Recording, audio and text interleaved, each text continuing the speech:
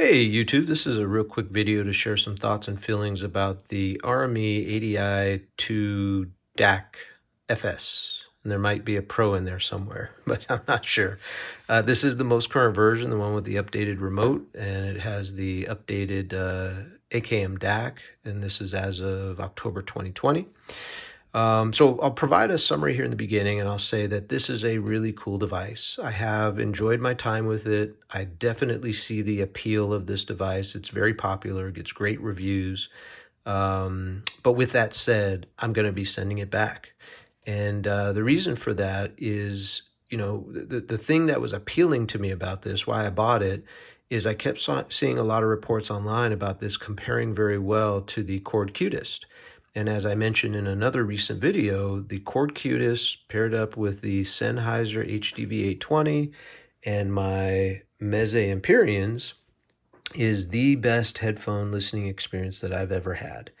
So I was curious. I wanted to see, if the reports were true. And in my opinion, I don't really see it. I don't really see that many similarities between the RME and the Cord.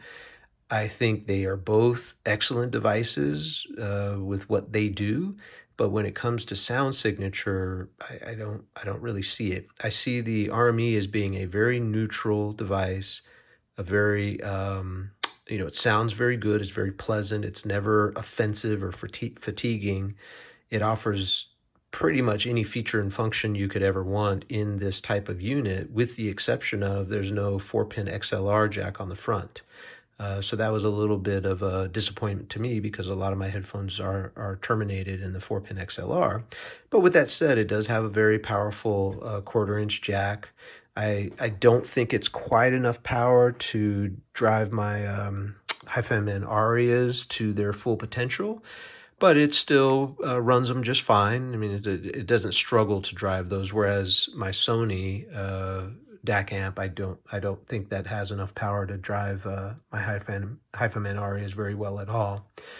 So, I think it's the lack of the 4-pin XLR is just a minor quibble. So in terms of pairings, I've shared in other videos my great fondness for my PS Audio Direct Stream DAC. It's mounted here under my desk, running into my Ragnarok 2, running my KEF LS50s and a REL T7i sub connected directly to the Ragnarok. Really amazing for speakers. But when it comes to headphones, this doesn't move me. It's, again, this is never offensive, as much power as you could ever want in a headphone amp. But it's, it doesn't have the magic that I'm looking for when I sit down to listen to headphones. And the same I can say with the RME. It doesn't have that magic. The best analogy that I could come up with to kind of illustrate the point is we eat tacos a lot here in our house. And this is our own little taco seasoning where we do equal parts of onion, oregano, thyme, and cayenne pepper. And then we'll add in some additional salt and pepper to taste. But it's the delicate action of adding the ingredients in just the right portions to get the result that you're looking for is what I have found to make the magic happen. And it's only when I pair up, in the example of the Meze Empyreans, when I paired up that Cord Cutest with the HDV820 with the Meze Empyreans, that the magic occurs.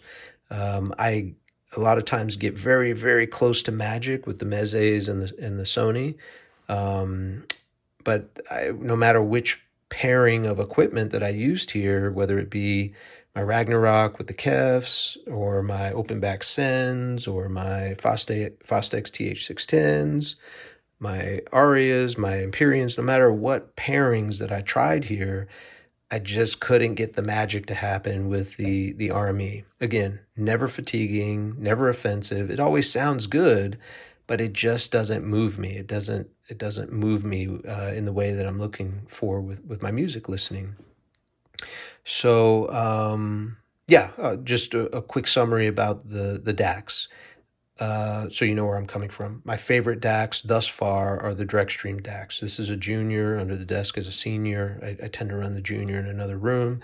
Big fan of the Sony DACs. I'm a big fan of the Cord DACs with certain pairings. I'm a big fan. But when it comes to chip DACs, I really like AKM DACs for certain applications. I like Burr-Brown DACs for certain applications, but I have never met a Sabre DAC that I've liked. They always sound decent, but they don't deliver that magic that I'm looking for. I think this Sony, the Sennheiser HDV820, I think it contains a Sabre DAC inside. But I think that was about it. I'm going to post a link to another video of a gentleman that I watch pretty regularly who posts some really great content about this type of stuff.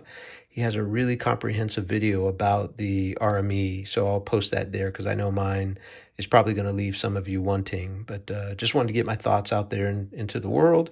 If you have any questions, please don't hesitate to ask in the comment section, and I'll do my best to answer. Thanks.